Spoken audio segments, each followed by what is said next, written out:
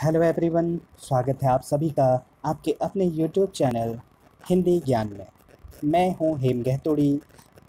आज हम बात करेंगे लीलाधर जगोड़ी और उनकी कविता अपने अपने बाग। तो मित्रों, जिन्होंने भी अभी तक हमारे यूट्यूब चैनल को सब्सक्राइब नहीं किया है वह यूट्यूब चैनल को सब्सक्राइब करें, साथ ही बेल आइकन का बटन ज़रूर प्रेस करें जिससे कि उससे संबंधित जो भी वीडियोज़ बनेंगी वह आप तक आसानी से पहुंच सकें। साथ ही वीडियो को अंत तक देखें और पसंद आने पर लाइक ज़रूर करें। तो हम आज देखेंगे लीलाधर जगोड़ी के जीवन परिचय और उनकी कविता अपने अपना बाग का। लीलाधर जगोड़ी का जीवन परिचय हम यहाँ पर देख रहे हैं। हम जानेंगे लीलाधर जगोड़ी की रचनाओं के बारे में, लीलाधर जगोड़ी के बारे में, और साथ ही वाचन करेंगे उनकी कविता का। वाचन आलोचना का प्रथम एक भाग है। हम केवल कविता का अभी वाचन करेंगे। वीडियो काफ़ी लंबी हो जाती है, इस वजह से उसका सारांश अर्थात और भावार्थ फिर हम दूसरी वीडियो में बताएंगे। आज हम केवल लीलाधर जगोड़ी का जीवन परिचय और उनकी कविता अपने अपने बाग का वाचन करेंगे। देखते हैं लीलाधर जगोड़ी। लीलाधर जगोड़ी का जन्म 1 जुलाई 1944 को टिहरी जिले के धांगड़ गांव में श्रीमती शाकंभरी तथा श्री कमला प्रसाद जगोड़ी के घर में हुआ। अर्थात इनके माता पिता का नाम आपके सामने में है, श्रीमती शाकंभरी और श्री कमला प्रसाद जगोड़ी। कमला प्रसाद जगोड़ी जो हैं इनके पिता हैं और इनकी माता है शाकंभरी। इनके माता पिता सामान्य कृषक थे। घर की विभिन्न स्थिति से त्रस्त होकर वे 11 वर्ष की उम्र में घर से भाग गए। देखिए, हमारे जो राइटर हैं लीलाधर जगोड़ी कोई संपन्न परिवार से नहीं हैं, एक सामान्य परिवार से हैं। इस बहुत सारी कठिनाइयों के बाद भी उन्होंने जो स्थान हिंदी साहित्य में, उत्तराखंड के हिंदी साहित्य में प्राप्त किया है वह अत्यंत शोभनीय है, अत्यंत महत्वपूर्ण है। उनके माता पिता सामान्य कृषक थे। घर की विभिन्न स्थिति से त्रस्त होकर वह 11 वर्ष की उम्र में घर से भाग गए और अनेक शहरों में ठोकरें खाई, जैसा कि आप जानते हैं। इसके बाद घर लौटने के पश्चात 1961 में गढ़वाल रेजिमेंट में भर्ती हुए, किंतु कविता लेखन और अध्ययन में गहरी रुचि होने के कारण सेवा से अवकाश प्राप्त किया और शिक्षक की नौकरी करने लगे। देखिए, लीलाधर जगोड़ी के बारे में, उनके जीवन के बारे में, काफ़ी कठिन जीवन उनका रहा है। सन 1966 से 1990 तक अध्यापन कार्य करने के पश्चात लोक सेवा आयोग से सूचना एवं जनसंपर्क अधिकारी के लिए इनका चयन हुआ। आप देखेंगे कि जो लेखक हैं, अधिकांश लेखक जो हैं उनकी जीवन शैली अत्यंत कठिन रही है। उसी प्रकार से लीलाधर जगोड़ी हैं। लीलाधर जगोड़ी एक प्रसिद्ध लेखक हैं। आगे उनके बारे में देखते हैं कि पृथक राज्य बनने के बाद लीलाधर जगोड़ी लखनऊ से देहरादून आ गए। पहले यहाँ लखनऊ में सेवा में थे और उसके बाद वह देहरादून में आ गए। यहाँ आकर इन्होंने उत्तराखंड में प्रथम सूचना सलाहकार एवं साहित्य संस्कृति एवं कला परिषद के प्रथम अध्यक्ष का निर्वहन किया। समकालीन हिंदी कविता में बहुत सारे ऐसे लोग होंगे जिन्होंने लीलाधर जगोड़ी का नाम प्रथम बार सुना होगा। मैं आपको बता दूं कि लीलाधर जगोड़ी एक राष्ट्रीय स्तर के, अंतर्राष्ट्रीय स्तर के, विश्व स्तर के लेखक हैं। बहुत बड़े कवि हैं, लेखक हैं। हिंदी कविता में महत्वपूर्ण स्थान रखने वाले कवि हैं। समकालीन हिंदी कविता धारा में लीलाधर जगोड़ी का उल्लेखनीय नाम है। अब तक इन्होंने शंखमुखी, शिखरों के स्वर नाटक जारी है, इस यात्रा में रात अब भी मौजूद है, बची हुई पृथ्वी, घबराए हुए शब्द, भय भी शक्ति देता है, अनुभव के आकाश में चांद, महाकाव्य के बिना, ईश्वर की अध्यक्षता, कविता संग्रह प्रकाशित इनके हो चुके हैं। देखिए, ये चीज़ें बहुत इम्पोर्टेंट हैं, बहुत महत्वपूर्ण हैं। आप देखेंगे सीटेट, नेट और भी जो आयोग के जो परीक्षाएं हैं या फिर और भी, जैसे कि एंट्रेंस एग्ज़ाम आपका एमए का है, तो बहुत सारे ऐसी जगह हैं जहाँ पर, या पीएचडी का एंट्रेंस है, वहाँ पर आपको ये सब काम आने वाला है। इन चीज़ों को ध्यान से देखें। इसका चाहे तो आप स्क्रीनशॉट ले सकते हैं, चाहे तो आप इनके नोट्स बना सकते हैं। तो यह बहुत महत्वपूर्ण है। ईश्वर की अध्यक्षता 1999 में इनका कविता संग्रह प्रकाशित हो चुका है। ये आज भी लेखन में व्यस्त हैं। लीलाधर जगोड़ी आज भी लेखन का कार्य कर रहे हैं। वस्तुतः लीलाधर जगोड़ी समकालीन दौर के उन गिने चुने कवियों में से हैं जो अपने होने का गहरा एहसास दिलाते हैं। ऐसा इसलिए कि वे जिस स्थान पर भी होते हैं उसको गहराई के साथ महसूस करते हैं, उसको गहराई के साथ जीते हैं। यही अनुभव किया हुआ एवं जिया हुआ उनकी कविता बनती है। अर्थात जो भी वह कविता में लिखते हैं वह यथार्थ होता है, या तो वह भोगा हुआ होता है या उनके द्वारा किया गया होता है। इनकी कविता की पंक्तियाँ देखेंगे। एक दिन घबराए हुए शब्द आए और कहने लगे हमें बचाइए, जगह जगह से हमको दिए गए हैं, पंक्ति से हटा दिए गए हैं।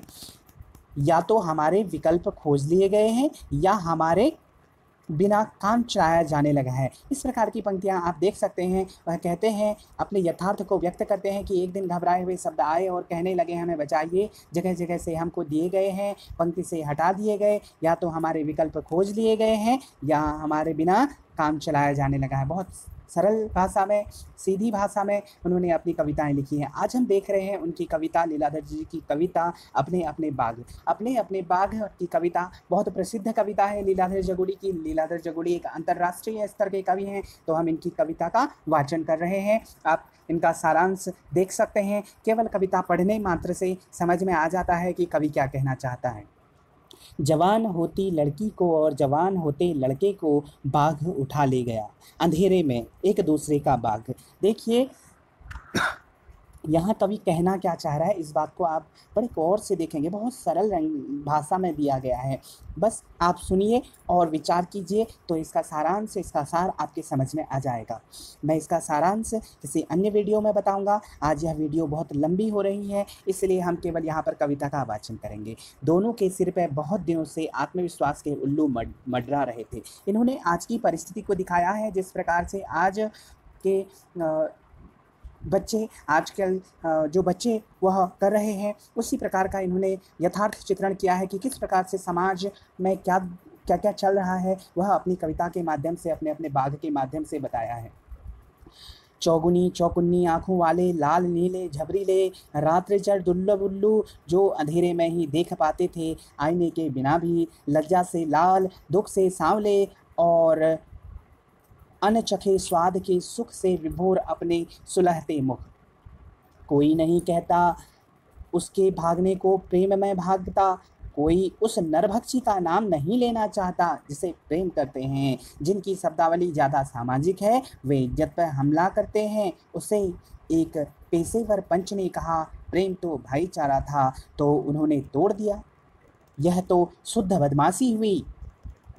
उम्र के साथ सबके भीतर अपने अपने बाघ पैदा हो जाते हैं। समझिए बात को, कवि क्या कहना चाह रहा है। दिली झपट्टों के बीच वे किसी को भी जंगल से उतार देते हैं। शोर में फंसे नागरिक एकांत के जंगल में, कोई नहीं सुन पाता उनका गर्जन। किसी के भीतर का बाघ पता नहीं किसके भीतर के बाघ को किसी अदृश्य संकेत से कहाँ ले जाकर मारता पुकारता है। बड़े पहाड़ के पीछे छोटे पहाड़ के बगल में जो और बड़ा पहाड़ तिरछा होकर खड़ा है, जिस पर पूरे गांव से छिटके दो घर अलग से दिखते हैं, एक गांव के ऊपर एक गांव के नीचे। इस बार उन दो घरों से निकली है दो भागों की दहाड़ को दबोचती युवा प्रेम की नदी। इस बात को ध्यान रखेंगे, युवा प्रेम की नदी।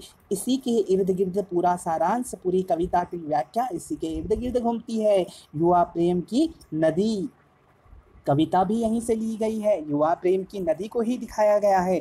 घोर अंधेरे में एक जोड़ा सरमाए गरमाए उल्लुओं ने नदी पार के पहाड़ों को लांघा।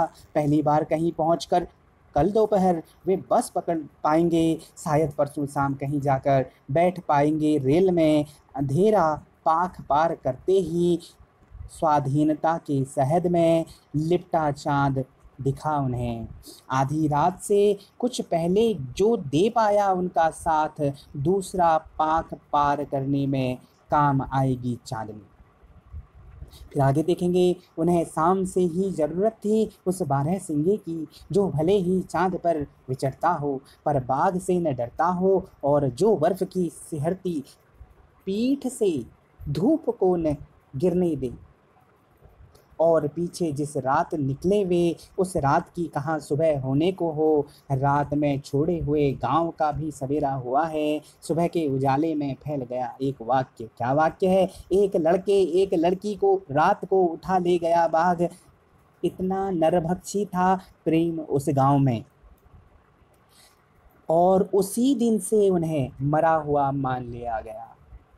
बहुत पीछे छूट गए गांव में, उधर अपनी डरी हुई आज़ादी में भागते हुए वे क्षण अपनी समस्याओं में नया जन्म ले रहे हैं। इस बीच कहीं अपने अपने मौन में दो माँओं ने प्रार्थना की, हे भगवान, उनके भीतर के दो बाघ दो इंसानों की तरह एक साथ रहें ताउम्र। बहुत ही मार्मिक कविता है। किस प्रकार से उन्होंने प्रेम का वर्णन बाघ के माध्यम से, गांव के माध्यम से किया है, यह आप समझ सकते हैं। कविता बहुत सरल भाषा में लिखी गई है, बहुत सुबोध है। आप लीलाधर जगुड़ी की इस कविता को पढ़ सकते हैं। आप पढ़ें, इससे अपने नोट्स बनाएं, यह आपके हर परीक्षा में काम आने वाला है। तो कैसा लगा आपको यह वीडियो? अगर वीडियो पसंद आया हो तो लाइक ज़रूर करें। जिन्होंने अभी तक चैनल को सब्सक्राइब नहीं किया है वह हमारे चैनल को सब्सक्राइब करें तथा बेल आइकन के बटन को अवश्य प्रेस करें। धन्यवाद।